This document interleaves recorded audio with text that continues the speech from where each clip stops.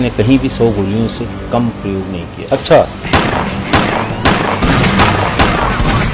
जैसे वीरेंद्र शाही को मारा, 100 से अधिक गोलियां मारी, उलट पलट के मारा, दिन में मारा, लबे रोड मारा, 1000 आदमी देख रहे थे तब मारा। बड़ा ये वर्ड उस समय प्रचलन में था, कुंडली निकाल।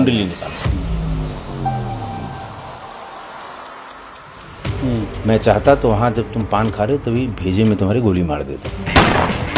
उस समय के डीजीपी को फोन किया, धमकी दी डीजी। धमकी दी। इस किताब का एक मुख्य किरदार सबसे बड़ा जी वो श्री प्रकाश शुक्ला है। जी, शिव प्रकाश असलहों का शौकीन था और AK-47 उस जमाने में भी सूरजभान के लोगों के पास थी। वो जमाना वही था जब काफिले में अपराधी चलते थे और हर के शीशे से बाहर राइफल की नाल बच्चे देख के डर जाते थे। 90 का वो दशक है जो देश भर में पुलिस बैकफुट पे रही, आंख में 5-5 मारी, इधर मारी और इस पूरी घटना को 500 लोग, जिनमें 100-150 बच्चे थे, वो देख रहे थे दिन के 11 बजे की। फोटो कैसे मिली उसकी? अब एक लॉरेंस बिश्नोई हमारे यहाँ हो गया जी।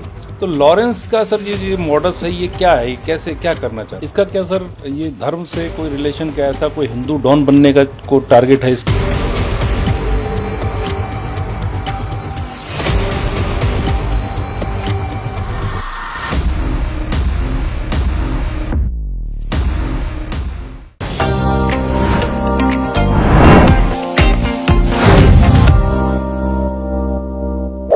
नमस्कार, हमारे साथ हैं पूर्व IPS राजेश पांडे जी। इनसे बात करेंगे उत्तर प्रदेश के उस दौर की जिस दौर में अपराध हुआ करते थे और पुलिस कैसे संघर्ष किया करती थी।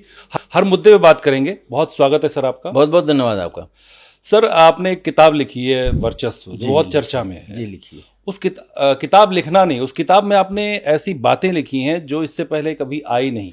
पुलिस कैसे काम करती है, माफिया कैसे काम करते हैं, तो कैसे सर इसका ये मतलब आपको आया कि मुझे ये करना चाहिए और बताना चाहिए चीज़ों को? देखिए, परिस्थिति तो उस समय ये थी कि कोरोना एकदम शुरू हो गया था। पहले दौर में तो जो कैजुअलिटीज़ थी वो कम थी, लेकिन दूसरे दौर में बहुत थी और कोई बच नहीं रहा था उससे। तो और मेरा रिटायरमेंट था कोई 8-9 महीने बाद। तो मुझे ये लगा कि जो कुछ भी मैंने अब तक किया है, ये अगर कहीं आया नहीं तो ये फिर मेरे साथ ही जल जाएगा, फिर इसको बताने वाला कोई नहीं हो, क्योंकि सामान्य रूप से मैं परिवार में प्रोफेशनल बातें शेयर नहीं करता हूँ। तो खाली भी थे, कोई काम नहीं था, ऑफिस भी बंद थे, लोगों का आना जाना बंद था और तभी ये सूझा कि मैं एक YouTube चैनल भी उसमें भी बताऊं और उसको एक लिपिबद्ध कर दूं। वैसे मैं न साहित्यकार हूँ, न मैंने कभी कोई किताब लिखी है या बहुत ज़्यादा साहित्य में रुचि नहीं है हमारी। तो जो पुलिस की भाषा में जो सामान्य रूप से हमारे अगल बगल घटता रहा है या हम जो पुलिस वर्किंग में जो करते रहे हैं, उसी भाषा में डेट वाइज कि जब से शुरू हो, ताकि कोई कंफ्यूजन न हो कि आगे का पीछे, पीछे का आगे हो। धीरे धीरे करके मैंने बोला। एक वहीं पर थे जो बरेली में वेटरनरी इंस्टीट्यूट है, उसके एक टाइपिस्ट थे, वो भी खाली ही थे। तो वो आ जाते थे घंटे 2 घंटे के लिए अपना लैपटॉप लेके, मैं बोलता रहता था, वो टाइप कर देते थे, शाम को उसको करेक्ट कर देते थे, अगले दिन मुझे सुबह दे देते थे। ये 3-4 महीने में ये किताब आ गई। फिर प्रकाशक ढूंढा गया, मित्रों ने बताया कि साहब राजकमल से कराइए। फिर उनसे बात की, अशोक माहेश्वरी जी से, उनके पास भी बैकलॉग बहुत था। खैर उनको भेजी मैन्युस्क्रिप्ट, तो उनका नहीं हम छापेंगे इसे। फिर छाप के जब आई तो लोगों ने पढ़ा, बड़ा पसंद किया गया और ख़ासकर यूथ ने इसे बहुत पसंद किया, यंगस्टर्स ने बहुत पसंद किया जो 90 के दशक के अपराध या उस समय की परिस्थितियों से परिचित नहीं था। इस तरह लिखी गई किताब। बिल्कुल सर, यूथ ने पसंद किया। वजह उसकी वही है कि आज की डेट में बहुत सारी हमारी सोसाइटी चेंज हो चुकी है, पुलिसिंग चेंज हो चुकी है, बहुत कुछ बदल गया है। लेकिन 90 के दशक में क्या होता था उसके बारे में अगर आप बताना चाहें, जो आज का यूथ है, कैसे क्राइम होते थे, कैसे ऑर्गेनाइज चीज़ें होती थी और कैसे कितना खुलेआम होता था सड़कों पर। देखिए, 90 का दशक बड़ा, जैसे ये कहते हैं, 90 का वो दशक है जो देश भर में पुलिस बैकफुट पे रही। 90 का ही दशक था जब मुंबई में अंडरवर्ल्ड अपने चरम पे था। 90 का ही दशक था जब राजनीति का अपराधीकरण और अपराधी का राजनीतिकरण हुआ।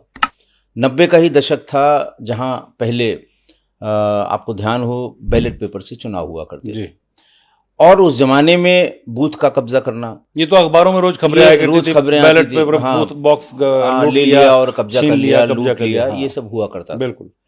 और ये काम जो इलेक्शन लड़ते थे वो तो नहीं ही करते। अच्छा, इसके लिए बाकायदा कॉन्ट्रैक्ट होता था, बाकायदा कॉन्ट्रैक्ट होता था, मुझे जैसा हाँ, बिल्कुल सही आप बता रहे हैं कि 20 बूथ तुम देखोगे, 10 तुम देखोगे, 20 तुम देखोगे, 50 तुम देखोगे। और ये मॉडल उत्तर भारत में सक्सेसफुल हो गया, खासकर बिहार और उत्तर प्रदेश में।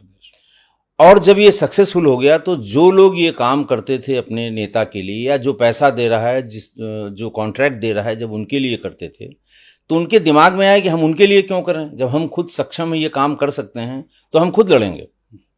और यही वजह थी, आप शुरुआत करें अगर तो शहाबुद्दीन से शुरू हुआ जी। शहाबुद्दीन, उसके बाद मुख्तार, उसके बाद फिर आपके वीरेंद्र शाही, हरिशंकर तिवारी, अतीक, ये सब पूरा एक पूरी लंबी लिस्ट है।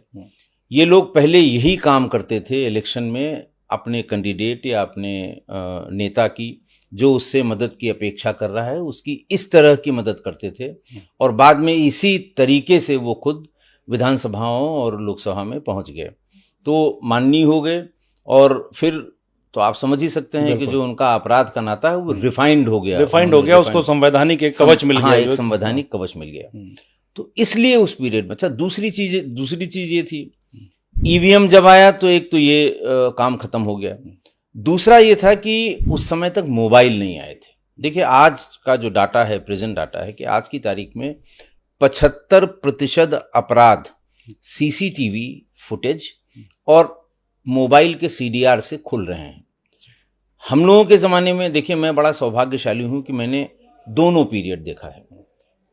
वो भी देखा है जब सीसीटीवी, आपको लखनऊ जैसे शहर में अपराध के सिलसिले में अगर आप कोई सीसीटीवी फुटेज ढूंढ रहे हैं तो सीसीटीवी मिलेगा नहीं आपको। अच्छा।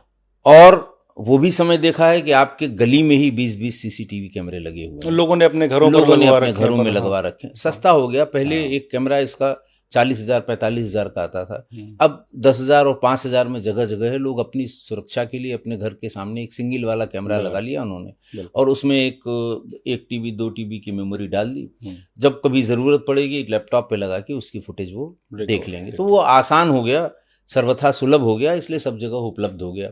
और यही कारण है कि अपराध अब पहले की अपेक्षा, देखिए 2 इसके उदाहरण मैं दूंगा। पहला उदाहरण तो ये कि महानगर चौराहे पे एक चेन ऑफ शॉप्स हैं वहाँ पर, और कानपुर से एक बड़े व्यापारी सोने चांदी के, वो हफ्ते में एक बार सैंपल लेकर आते थे दिखाने के लिए, और फिर जो पैसा पहले दे गए हैं वो पैसा ले जाते थे। लखनऊ आते थे कानपुर से। कानपुर की मंडी है सोने चांदी की, वो ज़्यादा बड़ी मंडी है बनिस्बत लखनऊ के। तो वो शाम के समय आए, बढ़िया उनके पास गाड़ी थी, और ठीक महानगर चौराहे पे, जिसे गोल्ड मार्केट चौराहा कहते हैं, वहाँ सामने वाली पटरी पर उनके ड्राइवर ने दरवाज़ा खोला, एक मुंशी उतरा, और तब तक मोटरसाइकिल सवार 2 लोगों ने उन्हें गोली मार दी। उनकी मौके पे मौत हो गई। करीब 1.5 करोड़ का सोना और कैश उनका लूट के लेके चले गए। सीसीटीवी के बारे में ये हुआ कि ढूंढो आने जाने के रास्ते में, न तो चलन था और न विवेचना में हम लोग उसको ढूंढते थे, लेकिन फिर भी चूंकि कुछ पता नहीं लग रहा था, तो पूरे महानगर में एक भी सीसीटीवी नहीं था। ये बहुत दिन की बात नहीं है, ये बात है 95-96 की। पूरे शहर में ट्रांसगोमती में एक भी सीसीटीवी ऐसा नहीं मिला जिससे हम किसी का आना जाना देख सके। बाद में खुला, लेकिन आज ये संभव नहीं है। उस समय मोबाइल फोन नहीं थे। मोबाइल फोन की शुरुआत हम ही लोगों के समय में एसटीएफ में हम लोगों ने शुरू की, सीडीआर पढ़ना शुरू किया, कैसे पढ़ा जाएगा। एक चीज़ और, उस ज़माने में जब आपने भी शुरू में मोबाइल लिया होगा तो उसमें जो रिकॉर्डिंग के ऐप होते हैं वो नहीं आते थे। आपको एक अलग से ऐप डाउनलोड कराना होता था। उसमें दुकान पे ले जाइए, एक रिकॉर्डिंग का ऐप डाउनलोड कराइए, लेकिन उसमें बीप आती थी, जैसे पता पड़ जाता था, सामने वाले को पता लग जाता था कि ये रिकॉर्डिंग कर रहा है। बिल्कुल। तो इस तरह की प्रिमिटिव टेक्नोलॉजी, और शिव प्रकाश के संबंध में जब हम लोगों को बहुत ज्यादा प्रेशर उसका हुआ, वही मैं पूछने वाला था सर। जो आपकी किताब है ये, इस किताब का एक मुख्य किरदार सबसे बड़ा जी वो श्री प्रकाश शुक्ला है जी। तो उसके बारे में बताइए, क्या उसकी कहानी थी, कैसे सब चीजें? देखिए, ये गोरखपुर का रहने वाला था, गोरखपुर से अपराध शुरू किया और बड़ा निर्मम था। तरीका बड़ा अलग था इसका। एक गोली दो गोली में पहले अपराधी अगर किसी की हत्या करना चाहते थे या डराते थे तो एक दो गोली मारते थे। इसने कहीं भी 100 गोलियों से कम प्रयोग नहीं किया। अच्छा, जैसे वीरेंद्र शाही को मारा, जी। 100 से अधिक गोलियां मारी, उलट पलट के मारा, दिन में मारा, लबे रोड मारा, और 1000 आदमी देख रहे थे तब मारा। मतलब बेसिकली अपना खौफ कायम करने खौफ के लिए कायम करने के लिए। ये कह सकते हैं आप। एक लॉटरी के सबसे बड़े व्यवसायी थे विवेक श्रीवास्तव, लखनऊ के। हाँ। लाटूश रोड पे दुकान अपनी, वो लॉटरी हाउस बंद करके आ रहे थे, उनको मारा। उनको भी 50-60 गोलियां मारी। जहां जहां मारा उसने, तो वो ऐसा खौफ पैदा कर दिया उसने गोलियों से। कभी शुरुआत में तो AK-47 का यूज़ नहीं किया था, बाद में AK-47 का यूज़ करने लगा। तो इस तरह से वो धीरे धीरे खौफ पैदा किया। दूसरा उसके खौफ पैदा करने का कारण था रैकी करना, जिसे आप इंग्लिश में कहते हैं, उसको वो कुंडली निकालना कहता था। अच्छा, कि कुंडली हमें निकालनी है फलां आदमी की। मान लिया एक्स कोई बड़े व्यापारी हैं, उनकी कुंडली निकालनी है। गोरखपुर से उसने फ़ोन किया, यहाँ तमाम गोरखपुर के लड़के पढ़ते थे यूनिवर्सिटी में, डिग्री कॉलेजेस में, उनको फ़ोन किया कि भाई फलां की कुंडली निकाल दो। बड़ा ये वर्ड उस समय प्रचलन में था, कुंडली निकालना। अब वो लड़का, उसके पास एक मोटरसाइकिल है, सारे कागज़ दुरुस्त हैं, असलहा कोई नहीं रखता है, अच्छा खासा पहन ओढ़ के रहता है। वो उनके लाला की दुकान मकान पे सवेरे पहुंच गया। सुबह 8 बजे से वहीं खड़ा हुआ है। अब वो निकले वहां से, कुर्ता पजामा पहने हैं कि पैंट शर्ट पहने। ये उसके गैंग का आदमी होता था? कोई गैंग का आदमी नहीं है, वो जो कैजुअल होते हैं ना, कि लड़के को फोन किया, जैसे गोरखपुर का रहने वाला है, कभी भैया नमस्ते किया है, कहाँ रहते हो, क्या, अच्छा नंबर नोट कर देना। PCO पे फोन किया कि कमरा नंबर 103 से फलाने को बुलवा दीजिए। मतलब ऐसे ही कैजुअली किसी को भी, ताकि ट्रैक बैक न हो वो। अच्छा, बहुत ही ट्रेल ना छोड़े, अपनी ट्रेल न छोड़े। तो उसको बुलाया उन्होंने, और अलग अलग आदमियों की कुंडली अलग अलग आदमी से निकलवाई। अच्छा। बड़े रेयरेस्ट केसेस में उसने एक ही आदमी से 2 लोगों की कुंडली निकलवाई हो या जानकारी निकलवाई। अच्छा, ताकि कभी भी वो ट्रैक में ना आए कि किसने किया है। अब वो निकले वहां से, तो वो काली शर्ट और सफेद पैंट पहने थे, और जूता पहने हुए थे, और टक नहीं किए हुए थे, बाहर थी शर्ट उनकी। वहां से गए और अपनी दुकान का उन्होंने ताला खोला। एक नौकर आया, वो पैजामा और शर्ट पहने हुए था, और फिर खोला, उन्होंने दिया बत्ती की, उसके बाद अपनी दुकान शुरू की। उसके बाद 3 लोग आए, उनमें से एक PCS अधिकारी थे, फलानी आए थे, कपड़ा खरीदने के लिए आए वो। तो अब वो देख रहा है सब। शाम को वो लौटे तो कहाँ रुके, कहाँ पान खाया, कहाँ पे उन्होंने कोल्ड ड्रिंक पिया, और सब टाइम वाइज उसने सब एक कागज पे नोट करके रखा। और जो टाइम दिया गया था, रात में 9 बजे हमें कुंडली बताना, तो रात में 9 बजे भैया को उन्होंने पूरा डिटेल नोट करके बता दिया। ठीक, 9:30 बजे या पूरी डिटेल नोट करने के बाद तुरंत उसने उसको फोन किया, जिससे पहले कहा होगा कि तुम 5 लाख दे दो, जिसको धमकी दी होगी। वो बताया कि देखो, तुम वहां से निकले थे, ये गाड़ी थी, ये नंबर था, तुम ड्राइव कर रहे थे, तुम्हारे साथ फलानी बैठे हुए थे, इतने बजे वहां पहुंचे, ताला खोला। उसके बाद फिर जब शाम को लौटे तो सब्जी की दुकान पे गए, लेकिन नहीं लिया तुमने। पान की दुकान पे गए, तुमने पान भी खाया और सिगरेट भी पी। तुम्हारे साथ एक दोस्त और आया, वो सफ़ेद कुर्ता पजामा पहने था, फलाना था वो। और उसके बाद तुम ऐसे सीढ़ी चढ़े और ऐसे चले गए। उसने दिन की पूरी बात बोली। उनका देखो, तुम्हारे साथ ही साथ था मैं चाहता तो वहाँ जब तुम पान खा रहे तभी भेजे में तुम्हारी गोली मार देता। अच्छा, अब उस आदमी की आप देखो, साइकोलॉजिकली उसने इतना उसको तोड़ दिया। उन्होंने कहा पैसे का इंतजाम रखना, कल मैं फिर फोन करूंगा। अब वो परेशान है, घर वालों ने पूछा, माँ बाप ने पूछा, पत्नी ने पूछा, भाई क्या बात है। तो उन्होंने कहा कि नहीं वो ऐसा कुछ नहीं है। फिर मजबूरन बताना पड़ा कि कल को कुछ हो जाए तो इनको जानकारी तो रहे किसने ऐसा किया है। फिर वो कहती है, पत्नी कहती नहीं, अब की बार आप फ़ोन नहीं उठाएंगे, परेशान हो जाए तो मैं फ़ोन उठाऊंगी। पत्नी ने फ़ोन उठाया। फिर वो पत्नी के बारे में बताने लगा कि तुम भी कल गई थी फलाने के यहाँ, वहाँ तुमने ज्वेलरी खरीदी, वहाँ तुमने। तो इस तरह से उसने मतलब इतना भयाक्रांत कर दिया, कोई बचा नहीं जिसको फ़ोन नहीं किया हो। मैंने इसमें लिखा है कि उस समय के DGP को फ़ोन किया, धमकी दी, DGP धमकी दी। अच्छा, और उनको 10 कंपनी। उसका किस्सा है कि भाई तुम बहुत तेजी पकड़ रहे हो, जैसे जो उसकी लैंग्वेज है, खराब लैंग्वेज इस्तेमाल करता है, गाली गलौज करना। हाँ, और शाही से ज्यादा क्या सिक्योरिटी तुम्हारे पास है, फलाने से ज्यादा है तुम्हारे पास, और फलाने को देखो मैंने घसीट के मारा, फलाने को घसीट के मारा, इस तरह की बात। DGP को कहा, ये DGP को कहा। तो दोनों ने 10 कंपनी PAC अपने घर में लगा ली, निकले भी नहीं उस समय। ये हाल DGP का, तो आम पब्लिक का क्या? अब आप सोचिए, नहीं ये उसका तरीका था किसी को भी मानसिक रूप से परेशान करने का। अच्छा, फिर उसने लालजी टंडन साहब को, स्वर्गीय लालजी टंडन साहब को ऐसे धमकाया। मैं टंडन जी पे बात सर करूंगा। वीरेंद्र शाही जिसका आप जिक्र कर रहे हैं जी बार-बार, जी जी, उससे भी तो इसका कुछ कनेक्शन रहा नहीं है? कनेक्शन मैंने आपको देखिए बताया कि जब जैसे वीरेंद्र शाही को इसने 100 गोलियां मारी, हाँ, वो क्यों मारी थी? हुआ ये था कि देखिए गोरखपुर में रेलवे का हेडक्वार्टर है, नॉर्थ ईस्टर्न है या नॉर्दर्न रेलवे के हेडक्वार्टर हाँ है, लेकिन उसका कैचमेंट एरिया सब बिहार का है, पटना और उसके आसपास का है, इधर का भी है। उस जमाने में पेपर के टेंडर निकलते थे, आप तो सब ऑनलाइन हो गया, फॉर्म बिकता था, लोग फॉर्म ले जाते थे और लास्ट डेट से पहले उसको लाके जमा कर देते थे, एक बॉक्स में डाला जाता था, फिर एक तिथि होती थी, खुला जाएगा, सब लोग जो डाले हैं वो आते थे, सबके सामने पढ़ा जाता था कि साहब ये इतना डाला है, इसने इतना डाला है, ये सब चीजें हुआ करती थी। वहां 2 ही प्लेयर थे, या तो हरिशंकर तिवारी थे या वीरेंद्र शाही थे, तीसरा कोई घुस नहीं सकता। तीसरे को अगर लेना है तो वो कमीशन पे ले ले, ठेका हम ले लेंगे, 10% पे तुम ले लो, जाओ काम करो, बिल ले आना, साइन कर दूंगा, पैसा ले लेना अपना। अच्छा। सूरजभान अपने साथ बिहार के लोगों को लाता था।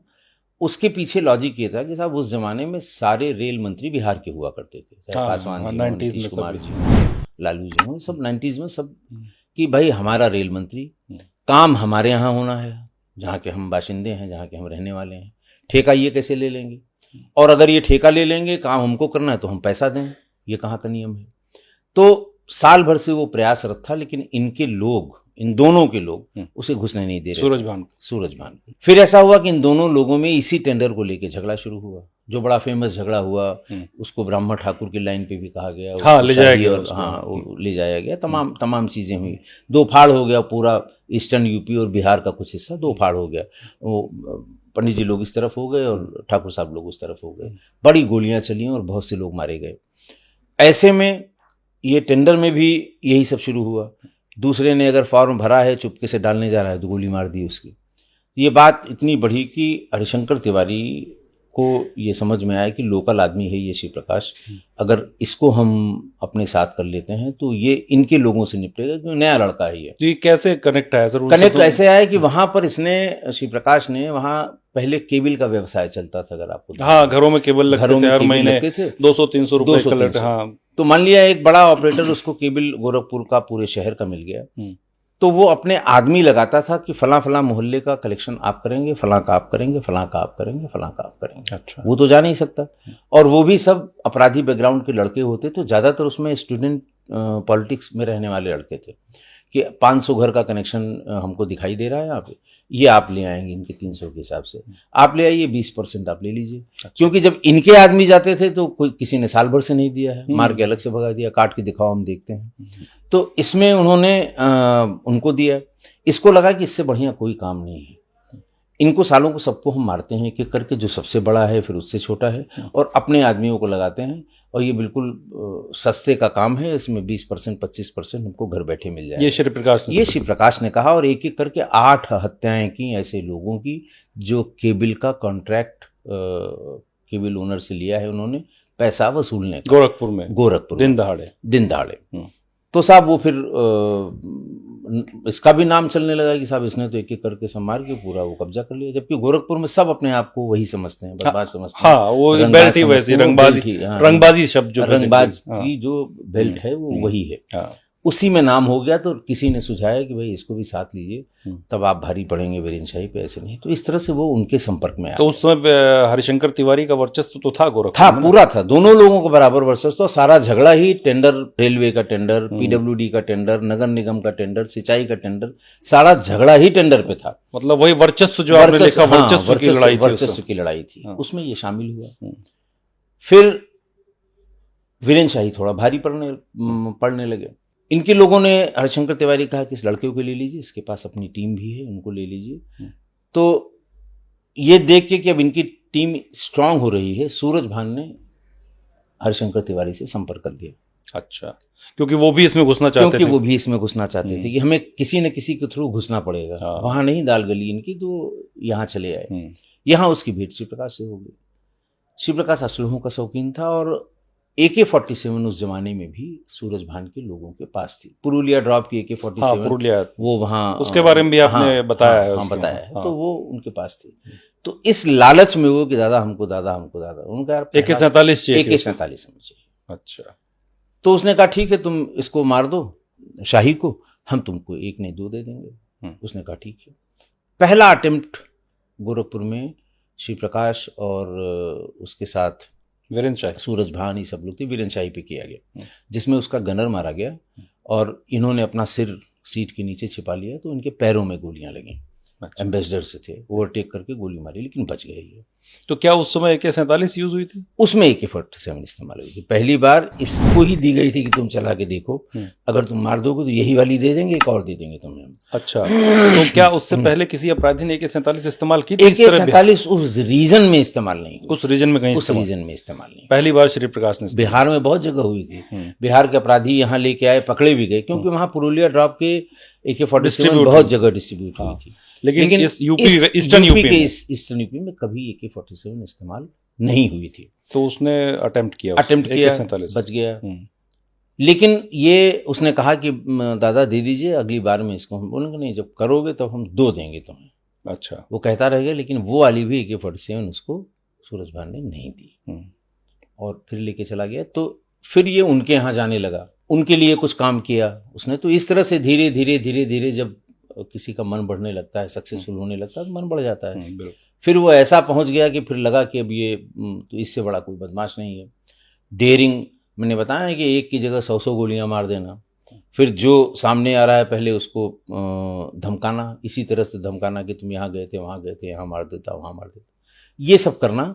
ये तो सर इसमें एक चीज, ये जैसे आप बता रहे हैं 100 गोलियां मार देता था, दिन दहाड़े मर्डर कर देता था, पुलिस की क्या स्थिति थी उस समय? अगर इतना खुलेआम कोई हथियार लहरा रहा है, मार के जा रहा है, तो पुलिस क्या? भाई आप मुझे बताइए कि सबको पता था कि इलेक्शन में कौन खड़ा हो रहा है। वो जमाना वही था जब काफिले में अपराधी चलते थे, 20-20 गाड़ियां एक कलर की, 30-30 गाड़ियां एक कलर की, और हर के शीशे से बाहर राइफल की नाल। तब भी ये इलीगल था कि आप शस्त्रों का प्रदर्शन नहीं कर सकते, आज भी इलीगल है, लेकिन आज कोई निकाल के नहीं चल सकता। वो जमाना ऐसा था कि लोग चलते थे और पुलिस कभी न चेक करती थी न हाथ लगाती थी। इलेक्शन के पीरियड में इलेक्शन कमीशन के दबाव में जरूर कभी कभी चेक किए गए और रखवाए गए असलहे इस तरह से, लेकिन सामान्य रूप से ये फैशन था और चलन था। जो जितना बड़ा बदमाश है, नेता हो रहा है या होने वाला है, वो उतनी लंबी गाड़ियों का काफिला लेके चलता था और उतनी नालें। बच्चे देख के डर जाते थे, स्कूली बच्चे सवेरे सवेरे अगर काफिला निकले और सब में से बंदूक की नाल निकली हो तो डर ही जाएंगे। ये बड़ा कॉमन सीन था। तो क्या ये सर संरक्षण भी था, राजनीतिक संरक्षण? जो अपराधी जो माननीय बनते गए जी, उन्होंने पाला लोगों को, तो राजनीतिक संरक्षण की वजह से पुलिस को लाचार। संरक्षण तो था ही। जब जिसके लिए वो बूथ कैप्चरिंग कर रहे हैं और वो जीत गया, तो उस इलाके में तो वो खुलेआम बंदूक टांग के घूमेंगे, कोई क्या करेगा उनका, लोग भी जानते हैं। ये जो वो दशक था वो इसीलिए ज्यादा प्रसिद्ध हुआ देश भर में कि अपराधों का राजनीतिकरण और राजनीति का अपराधीकरण, ये दोनों उसी पीरियड में 90 के दशक में हुआ। क्योंकि जो इलेक्टोरल प्रोसेस था उस समय बैलेट से होना था। बैलेट का तो आप जानते हैं कि कोई जगह ऐसी नहीं बचती थी, कोई जिला नहीं जहां ये न सूचना है कि साहब बैलेट बॉक्स लूट लिए गए, पत्र लूटे गए या उनको बर्बाद कर दिया गया, पानी डाल दिया गया, कुछ कर दिया गया। ये सब हुआ करता था जो आज संभव नहीं है। तो ये परिस्थितियां कुछ इस तरह से बनी कि वो धीरे धीरे दे करके वो बहुत आगे बढ़ गया और फिर मनमानी करने लगा। मैं यही सर जानना चाहता हूँ कि अपराधी तो बहुत सारे होते हैं, छुटभैये होते हैं, बड़े बनते हैं। श्री प्रकाश के अंदर ऐसा क्या था कि इतने कम समय में वो इतना बड़ा नाम बन गया अपराध की दुनिया में, कि जिससे पुलिस भी जो है एक तरह से बचती थी, मतलब वो पकड़ नहीं पाती? हाँ, पकड़ नहीं पाती, है ना। और 2 लोगों में तो खौफ था ही। तो ऐसा क्या था उस आदमी के अंदर कि 2 साल 3 साल 5 साल में वो अपराध का इतना बड़ा नाम बन गया? ऐसा क्या? एक तो उसने जो सबसे बड़े बड़े माफिया थे उनकी हत्या की, जिनमें सबसे बड़े मैंने आपको बताया वीरेंद्र शाही जी।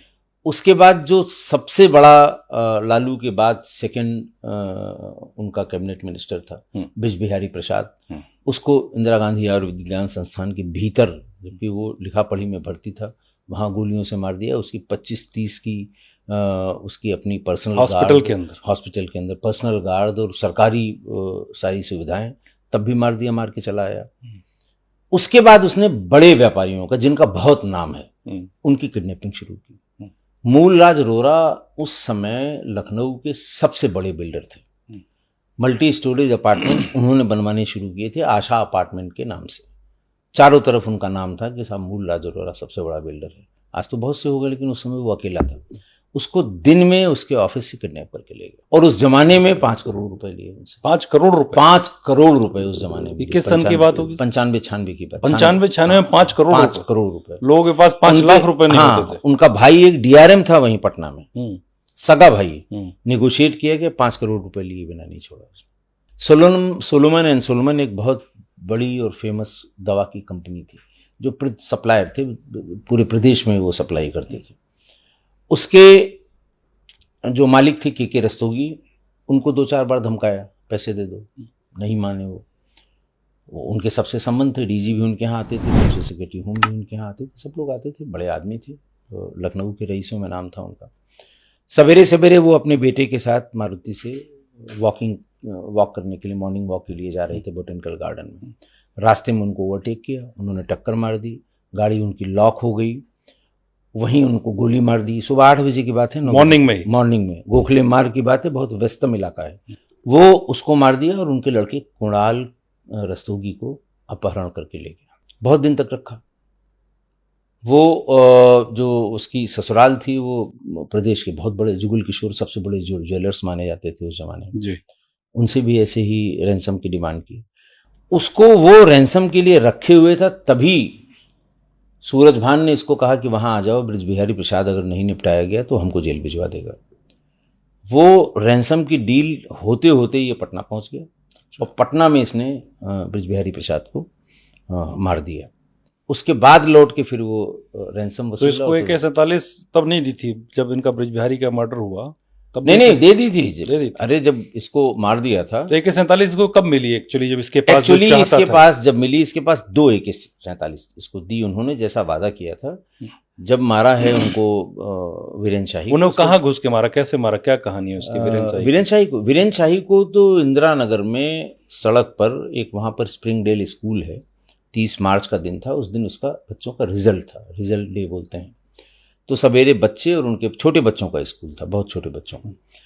तो बच्चे और उनके पेरेंट्स वो रिजल्ट कार्ड लेने जाते हैं और लेके वहाँ से निकलते हैं। ये अपनी किसी महिला मित्र के यहाँ आए थे, वो बहुत दिन से रैकी कर रहा था, उसको अंदाजा था कि ये यहाँ से निकलेंगे वापस जाने के लिए। गाड़ी दूर खड़ी करा के ये आते थे, वीरेंद्र शाही उनके यहाँ रहते थे, सवेरे निकल जाते थे। ये सवेरे से तीनों खड़े हुए थे। इसी बीच में वो अपनी महिला मित्र, उसके एक छोटे से बच्चे के साथ एक कोई मकान उसके लिए देखने के लिए पैदल ही उस स्कूल के सामने से निकले। देख लिया इसने कि हाँ वो आ रहे हैं, और फिर पीछे से पहली गोली मारी उनके सिर पे, वो नीचे गिर गए। फिर उसके बाद सिर पे बहुत सी गोलियां मारी, फिर पैर से उसकी बॉडी को पलट दिया, फिर आंख में 5-5 मारी, फिर इधर मारी। और इस पूरी घटना को 500 लोग, जिनमें 100-150 बच्चे थे, वो देख रहे थे। दिन के 11 बजे की घटना है। मतलब इतना ब्रूटल मर्डर ये तो फिल्मी मर्डर जिसे कहते हैं। इसी तो वो इसी, देखिए उसका तो पर्पज ही था कि हम टेरर इतना क्रिएट कर दें कि कल को कोई मना न कर सके हमें। हम जिससे जो कहेंगे वो करेगा। और हिम्मत इतनी बढ़ गई कि जैसे आपने सुना होगा इसके बारे में कि कल्याण सिंह जी को मारने की सुपारी ली। हाँ, ये भी बहुत चर्चाएं आई कि उसने 5 करोड़ रुपए में कितने में सुपारी ले ली है। देखिए ये तो हम लोग भी सुनते ही रहे थे, लेकिन अजय राज शर्मा साहब जो हम लोगों के एडीजी थे, जो STF को कमांड करते थे, अजय राज शर्मा साहब ने अपनी किताब बाइटिंग द बुलेट में इसका जिक्र किया कि कैसे STF बनी, कैसे मुख्यमंत्री ने उनको बुलाया और उन्होंने कहा कि हमें मारने की सुपारी ले ली गई है। लिखा है उन्होंने अपनी किताब में, ये तो नहीं पूछ पाए सब किसने सुपारी दी है, वो नहीं ली गई है, और उसका जिसने लिया है उसका नाम ये है। और मैं आपको आज आपका ऑर्डर आ जाता है, ये वहाँ ट्रेनिंग सेंटर में थे, सीतापुर में पोस्टेड के। आज आप आके ADG लॉ एंड ऑर्डर का चार्ज लीजिए और एक टीम ऐसी बनाइए जो इसके और इसके गैंग का जो आतंक है उसको दूर कर सके, ऐसी टीम बनाइए। इस तरह से STF की स्थापना हुई। तो ये बात कंफर्म हो गई जब उन्होंने अपनी किताब में ये लिखा कि मारने की, लेकिन न तो उसमें लिखा उन्होंने किसने मारने की सुपारी दी थी, और न ही हम लोगों के कयास थे अपने अपने कि किसने मारने की सुपारी दी होगी, लेकिन उन्होंने अपनी किताब में इसका जिक्र नहीं किया है। और उनका ये कहना था कि कल्याण सिंह जी ने ये नहीं बताया कि किसने उनको मारने की सुपारी दी है। सर, इसमें जैसे आपने बताया कि उसने 95 में 5 करोड़ रुपए लिया, और भी इसने बहुत सारे रैंसम वसूले होंगे। बहुत वसूला है। तो ये पैसा क्या करता था, किसको देता था, कहाँ लगाता था, ऐसा कुछ आप देखिए, हाँ, उसको भी ट्रेल किया गया तो पता ये लगा कि ये नेपाल में सूरजभान के नेपाल में कई अड्डे थे। एक तो कोई होटल खरीदा उसने सूरजभान के थ्रू, और काफी पैसा उसने अपना सूरजभान की जगह को, सूरजभान को गुरु मानता था और हमेशा गुरु माना जब तक वो जीवित रहा। तो कुछ पैसा उस होटल में लगाया इसने और कुछ पैसा सूरजभान के पास रहा। अच्छा, उसके परिवार वाले भी यही कहते हैं कि सब पैसा सूरजभान ले लिया। तो वीरेंद्र शाही की हत्या के बाद इसको AK-47 मिल गई, और उसके बाद इसका ग्राफ और बढ़ गया होगा, एकदम बढ़ता चला गया। हाँ, एकदम बढ़ता चला गया। कोई घटनाएं याद हो आपको जो इस तरह जो बताया इसके बाद जो है, उसके बाद जो इसने बड़ी घटनाएं अंजाम दी हो? अब देखिए, दो तो एक बड़ी घटना इसने और की। विधानसभा से ठीक सटा हुआ या पास में ही दिलीप होटल है। विधानसभा चल रही थी। गोरखपुर के एक बड़े व्यापारी हैं, बड़े आदमी हैं, आजकल बीजेपी के बड़े नेता हैं, भानु मिश्रा जी। वो किसी बड़े टेंडर के सिलसिले में आए थे और दिलीप होटल में रुके हुए थे। उनको शायद इसने फ़ोन से कहा होगा कि टेंडर में आप मत आइए, लेकिन वो नहीं माने। सुबह सुबह एक वेटर को आगे करके इनका दरवाज़ा खटखटा के खुलवाया गया। खुलवाने के बाद दरवाज़ा खुलते उसमें 4 लोग थे, भानु मिश्रा भी थे, बाकी सब लोग भी थे। और उसमें इसने 2 मैगजीन AK-47 के पूरी खाली कर दी। जो छोटा सा रूम होता है होटल का, गोली जो निकलती थी वो प्लास्टर में धंस के भीतर चली जाती थी, और जो चूना और बालू रिप्रेस करती थी कि पूरा कमरा अंधेरा हो गया। मतलब इतना धुआं उठने लगा, इतना उसका जो डस्ट, हाँ, इतनी डस्ट आई कि तो उसमें एक ही व्यक्ति की मृत्यु हुई। गोली सबको लगी थी, गोली भानु को भी लगी थी, और इतना वो धूल धक्कड़ था कि वो बाहर निकलने लगा। कहा यह भी जाता है, उस समय ये भी अखबारों में आया कि साहब AK-47 की इस तड़तड़ाहट की आवाज़ विधानसभा तक सुनाई पड़ी, जो जिस समय ये विधानसभा चल रही थी। मैं वहीं तैनात था, मैं भी पहुंचा, DGP भी पहुंचे, सारे लोग पहुंचे, और 5 मिनट बाद ही इसने फ़ोन किया उनके भाई को। ये आराम से निकल गया था? हाँ, आराम से निकल गया। इसने बैग में अपने AK-47 रखी और आराम से निकल गया। 3 लोग थे। फ़ोन किया? हाँ, और फिर फ़ोन किया उसने कि भानु की लाश पड़ी हुई, आके ले जाओ। वो लोग भी घबराए, उन्होंने SSP को फ़ोन किया। SSP ने कहा भाई घटना हुई है, कौन मरा है ये तो अभी नहीं बता सकते, आप लोग आ जाइए। तो वो लोग गोरखपुर से चल के शाम तक आ गए। इनकी बाह में 3-4 गोलियां लगी थी भानु की, बहुत दिन तक वो उससे परेशान है, अब जाके वो ठीक हुई हैं। तो इस तरह की बहुत घटनाएं की उसने। ये अमरमणि के साथ भी कुछ किया था इसने वहीं पर लखनऊ में, एक कहानी मैंने पढ़ी है आपकी किताब। अमरमणि के साथ, असल में देखिए अमरमणि गोरखपुर के हैं, उस समय मंत्री थे। तो ये उनसे जो छोटे मोटे काम हैं, जैसे फलाने को बंद करवा दीजिए, ठिकाने को ये करा दीजिए, कुछ को तो धमका दिया, अपने से कर लिया जो नहीं होने वाला था। हुआ ये था कि इसके भाई ओम प्रकाश शुक्ला और घर के और लोगों को, भाई पुलिस जब परेशान होती है, किसी को ढूंढ रही है, तो घर ही वालों को ले आती है, तुम बताओ कहाँ जाता था, कहाँ आता था, किसके यहाँ रहता था, कौन दोस्त थे, कौन दुश्मन। बिल्कुल, यही तो तरीका है। यही तरीका है, वर्किंग स्टाइल है। तो इसके भाई को और भतीजों को पुलिस ले आई, पिटाई भी की होगी कैंट थाने के भीतर। इसने नाराजगी में अमरमणि को फ़ोन किया कि इनको सबको हटवाओ, ट्रांसफ़र कराओ, DIG का, SSP का, एडिशनल SP का, SHO क्वाइंट का, इनका सबका ट्रांसफ़र। उनका हाँ ठीक है, मैंने चिट्ठी लिख दी है। 10 दिन हो गया, 15 दिन हो गया, 20 दिन हो गया, महीना भर हो गया, कुछ नहीं हुआ। जैसे नेता करते हैं। फिर इसने पूछा कि क्या हुआ, तो उनका नहीं, वो कल्याण सिंह नहीं मान रहे हैं, मैंने फलाने को भेजा है, इनको लगाया, हो जाएगा, परेशान मत हो। फिर इसको खबर वहाँ से लगी कि फिर पुलिस घुस गई इनके यहाँ, फिर इनके भाई को मारा पीटा। अच्छा, दोबारा उसके बाद तो ये लखनऊ में ही था, अपना बैग लिया और सीलो गाड़ी थी, उससे पहुंच गया। ऐसी गाड़ी बड़ी फेमस थी, सीलो गाड़ी। ये वहाँ पहुंचा, वो विधायक आवास है, बहुखंडी बोलते हैं, वहाँ ऊपर अमरमणि जी का अपना सरकारी आवास था। तो ये वहाँ गया, वहाँ 10-20 लोग मिलने वाले बैठे हुए थे। अपना बैग उठाया, सेंट्रल टेबल पे रखा। अच्छा, वो कह रहे हैं हाँ, क्या बात है, कैसे, वो भी ही वॉज टेकन अबैक कि ये यहाँ भीतर कैसे आ गया। इसने चेन खोली, उसने AK-47 बाहर निकाली, बोले देख रहे हो इसको, 1 महीने से बेवकूफ़ बना रहे हो, 1 मिनट का काम है, गोरखपुर में एक मैगजीन चलेगी, 20 लोग मरेंगे, ये साले अपने आप हट जाएंगे सब। अब वो कह रहे हैं रख दो, ऐसा मत करो, वैसा मत करो। जो लोग बैठे थे सब भाग गए बेचारे, और वो मिमियाता गिगियाता रहा। उसने कहा नहीं, अब हम यही करेंगे, अब उसमें मरने वालों में तुम्हारा कोई आदमी है, किसका कोई आदमी है, ये हमको नहीं पता, हम चौराहे पे खड़े होकर चलाएंगे इसे। नहीं सुन रहे हो तो हमारी बात।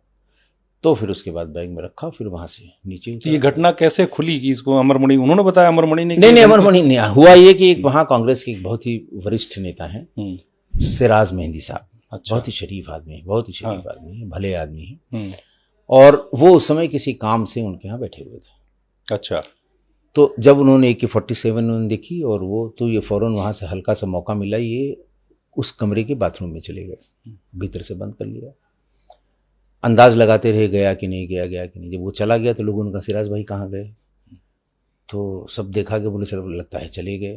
तो किसी ने बताया नहीं, सब बाथरूम में है। अच्छा। तो खटखटाया गया, बुलाया गया, भाई चला गया है, आज ये खोले ना। खौफ ऐसा। हाँ, शरीफ आदमी के लिए इतना बहुत था कि उसने AK-47 देख ली।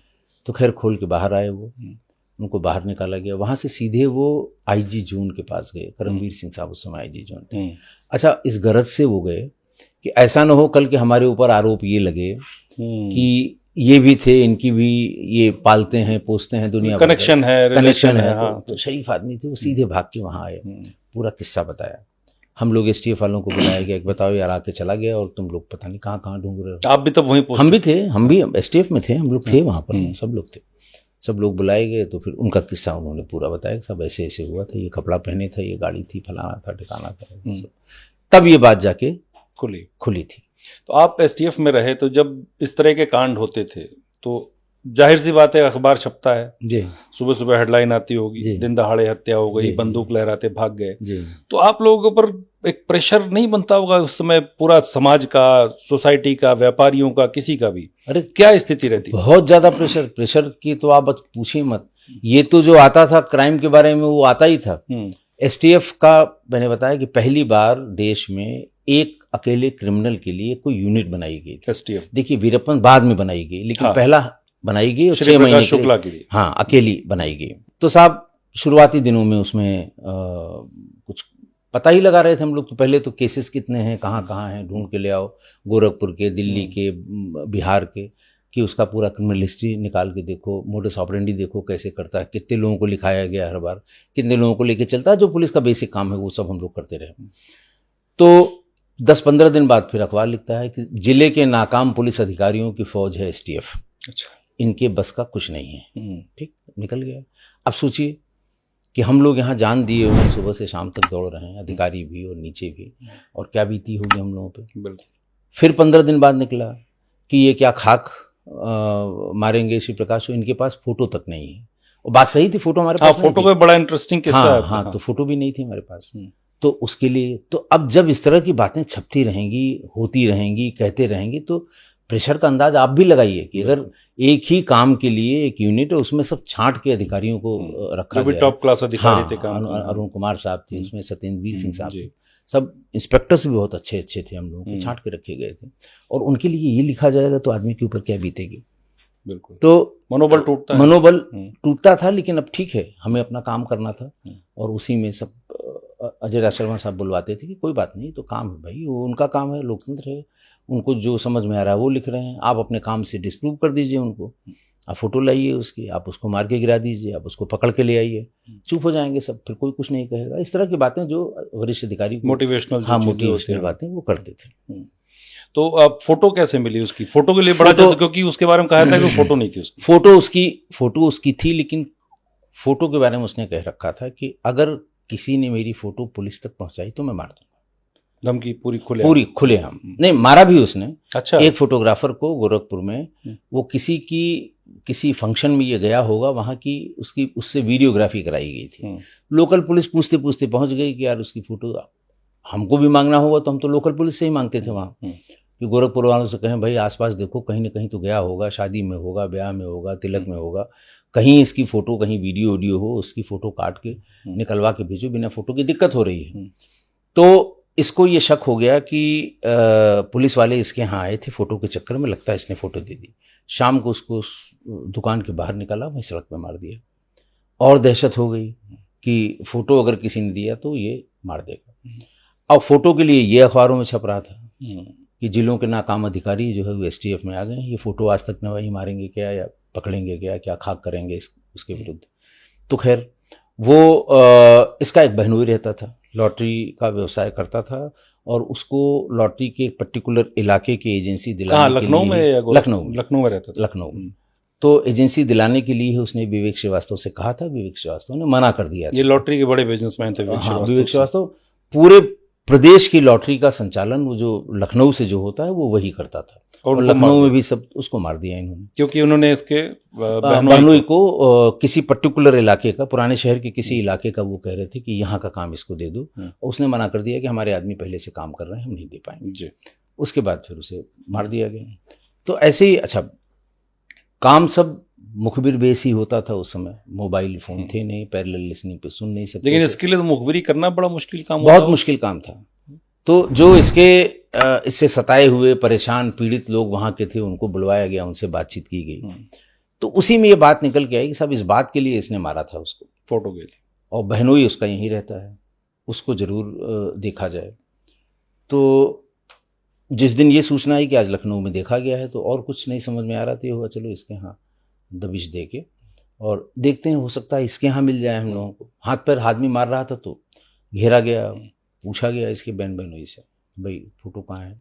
तो उसने कहा साहब आया ही नहीं, तो फोटो कहाँ से मिलेगी? इस तरह कह के वो बार बार एसटीएफ की टीम ने दबाव भी बनाया, जैसा पुलिस बनाती है। बगल के कमरे में उसकी 2 बच्चियाँ थीं, वो रोने लगी कि उनके माँ बाप को थप्पड़ मारा होगा किसी ने, बताओ तो, कि मम्मी पापा को मार रहे हैं। तो किसी ने उससे पूछा कि बेटा ये बताओ कि मामा आए थे यहाँ पे? बोले हाँ अभी नहीं आए थे, 6 महीने पहले हमारी बर्थडे पे आए थे। तो कोई फ़ोटो है? बोले हाँ अंकल है हमारे पास। वो कॉपी में से निकाल के उसने 4-5 फोटो दे दी और ये बताया कि ये। इस बीच में उसको भी, उसके माँ बाप को भी खबर लग गई कि तो बेटी ने ही दे दिया हमारे फ़ोटो। तो उसने पैर पकड़ लिए सबके, हुकुमा साहब से गिड़गिड़ाई, हम लोगों से गिड़गिड़ाई कि साहब वो कल तक मार देगा। ये फ़ोटो छपी नहीं कि उसको पता लग जाएगी किसकी बर्थडे की फ़ोटो है और हम आइडेंटिफाई हो जाएंगे, मार देगा। लोगों ने कहा भी यार तुम्हारे रिश्तेदार है वो, तुमको क्यों मार? बोले साहब उसके लिए कोई रिश्तेदार नहीं, वो मार देगा और हर हाल में मार देगा। तो ये तय हुआ कि भाई कुछ ऐसा किया जाए कि ये आइडेंटिफाई ना हो पाए कि फ़ोटो कहाँ से लाई गई। फ़ोटो लेके हम भी थे साथ में आए। हजरतगंज में जहाँ आज कैफ़े कॉफ़ी डे है, इसी के कॉर्नर पे पहले बॉलीवुड के हीरो हीरोइन की तस्वीर पोस्ट कार्ड में मिलती थी। आप टिकट लगाइए, जिसको विश करना हो उससे भेज दीजिए। पैदल ही उस गैलरी में घूम रहे थे तो ये देखा हमने कि किस में ये फिट हो सकती है। तो सुनील शेट्टी की ये फोटो जो वर्तमान में है, डेनिम जींस पहने हुए, हाँ, ये फोटो दिखाई पड़ गई। आपने देखा? हाँ मैंने देखी, मैंने ये सब पूरा काम ही ये प्लान आपने किया। उसको देखा तो ये लगा कि कुछ, हालांकि मिसमैच है, आज भी देखिए अगर आप तो कॉलर उसका इतनी दूर तक है और गर्दन खाली यहीं तक है, अब मिसमैच है वो। लेकिन वो ले गए, उसमें से उसकी गर्दन निकाली, इनकी भी निकाली, उसको फिट करके देखा कि अगर इसको कोई कंप्यूटर वाला ठीक कर सकता है तो ये चल जाएगा, इसमें कोई ऐसा नहीं है कि अलग से लोग समझ पाएंगे। बगल में ही, थाने के बगल में एक अमर फैक्स है, बंटी भाई हम लोगों के, कलर्ड उन्हीं के यहाँ फोटोकॉपी होती थी उस जमाने में 90s, ये 98 की बात, 99 की बात है। तो वो वहाँ पर उनको दिया गया कि उनको 50 कॉपी निकालना है। उनका जरा गर्दन का हिस्सा थोड़ा सा कंप्यूटर वाले से कह दी, उसने ठीक कर दिया, 50 कॉपी निकाल दी और उनको वहाँ सामने प्रेस बुलाई। प्रेस कॉन्फ्रेंस में फोटो बांटी गई। अगले दिन देश के सभी अखबारों में फोटो छप गई, टीवी में आ गया। बंटी भाई ने भी देखा, वो भाग के मेरे घर आ गए। भाई साहब होश उड़ गए होंगे। उनका भाई साहब तो मार देगा, इसे पता तो लग ही जाएगा कि अमर फैक्स में। लेकिन इसके जीवित रहते कभी हमने ये बात किसी को नहीं बताई कि फोटोकॉपी कहाँ की गई, बहुत कॉन्फिडेंशियल रखा। अब उसने मित्रता में कर दिया उसको। वो ये कह रहा था कि आपसे अपेक्षा ये थी कि आप बता देंगे, मैं कहीं और से करा देता। बिल्कुल, काहे हम इसमें पचड़े में पड़ते, हम कानपुर से मंगवा देते आप, हम 1 घंटे में मंगवाते थे, 2 घंटे में, इस तरह की बातें वो कर रहा था। बहरहाल ये उसके पीछे फिर वो हुआ, फिर वो भी बहुत परेशान हुआ कि ये फ़ोटो मेरी कहाँ से मिली। फिर उसके भेजी गई कटिंग, उसने देखा, बोले फ़ोटो तो हमारी है, लेकिन डेनिम की शर्ट मैंने आज तक जीवन में नहीं पहनी है, साले कैसे बना दिए, लेकिन फ़ोटो हमारी ही है। मतलब उसको ये आइडेंटिफाई नहीं हुआ, मरते दम तक वो नहीं जान पाया कि कहाँ से आई है। इसके कैरेक्टर को लेके बहुत सारे सवाल होते हैं, जिसका इसको बहुत नुकसान भी हुआ जीवन में, मारा भी उसी चक्कर में गया। देखिए ऐसा है, इसके गैंग में भी कुछ विवाद हुआ, इस चीज गैंग में भी इसको लेके विवाद हुआ था कि जो आनंद पांडे से जो अलग, जिसके गैंग में, आनंद पांडे की बहन से ये बात करने लगा। हजरतगंज ये घूमता था, वो लड़कियां ही इसके टारगेट में हुआ करती थी, जहां कहीं भी जाता था। और जिस दिन इसका प्लेन छूट गया था उस दिन भी ये कोई महिला बाहर से लाई थी और फिर वो कहाँ प्लेन छूट गया था, ये क्या कहानी है? इसको जाना था रांची, दिल्ली से रांची जाना था, टिकट हो गया था, 3 लोगों को जाना था। असलहे इन्होंने एक जन गाड़ी से भेज दिए थे रांची, और सुबह 5 बजे उठ के इन्हें एयरपोर्ट पहुंचना था, 7-8 बजे की फ़्लाइट थी, लेकिन सो के उठ ही नहीं पाया। दोनों लोगों ने उनको जगाया भी बहुत, लेकिन वो जगा नहीं, और फिर फाइनली प्लेन छूट गई, वो भी लड़की के चक्कर में ही। तो ये उसकी बहुत बड़ी कमजोरी थी, और इसी कमजोरी का फ़ायदा हम लोगों को मिला और हम लोग स्ट्राइक कर पाए उसके। तो ऐसी कोई लड़कियां आपको मिली जो इसमें लीड में आपके काम आई हो? हाँ, बिल्कुल आई, बिल्कुल मिली हमें। जिसको जब ये बड़े मकान किराए पे लेता था, तो मकान मालिक आजकल कहता भाई लड़कों को हम नहीं देंगे, परिवार को देंगे। तो कानपुर की एक महिला को लेके वो जाता था कि ये हमारी पत्नी है, 10-15 दिन रखता था वहाँ पे, फिर उसको पैसा दे के उसके घर भेज देता था। तो जैसे वैसी लड़कियां होती हैं बाजार में जो उपलब्ध हैं, उनको ले आता था। तो आनंद पांडे से क्या एग्जैक्ट विवाद हुआ था? विवाद यही हुआ था कि ये नेपाल में पीसीओ से ही लोग, भाई पीसीओ का ही चलन था, पीसीओ से घर पे बात किया करते थे। जिस होटल में रुके हुए थे, उसी होटल से निकल के वो पीसीओ तो पहले वो गया, बाद में इत्तेफाक से उसी पीसीओ में आनंद पांडे भी गए। पहले के ज़माने में जब कोई आपसे फ़ोन आप करने जाएं तो वो नंबर ज़रूर नोट करते थे, क्योंकि मिला के वही देते थे कि पता नहीं आप कहाँ मिला दें। तो नंबर नोट करते थे, और कितना पैसा उसका हुआ, 10 रुपये बिल नोट करते थे रजिस्टर में, कच्चे रजिस्टर में। तो जैसे ही उसकी नज़र पड़ी कि मेरे नंबर पे किसने बात की, मेरे घर पे बात की किसी ने, तो उसने पूछा किसने, हुलिया क्या है उसका। थोड़ी देर पहले गया तो उसने हुलिया बता दिया, इसकी समझ में आ गया शिव प्रकाश ने बात की है। अगली बार जब वो निकला कि हाँ हम जरा घर पे बात करके आते हैं, तो इसने पीछा कर लिया। अच्छा। एक पीसीओ में घुसा, ये बात की इसने। फिर जब ये निकल गया तो ये फिर वहाँ गया, फिर देखा हमारे घर पे बात हुई है, फिर पूछा कि इस पैंट और इस शर्ट वाले, हाँ सब वही करके गए।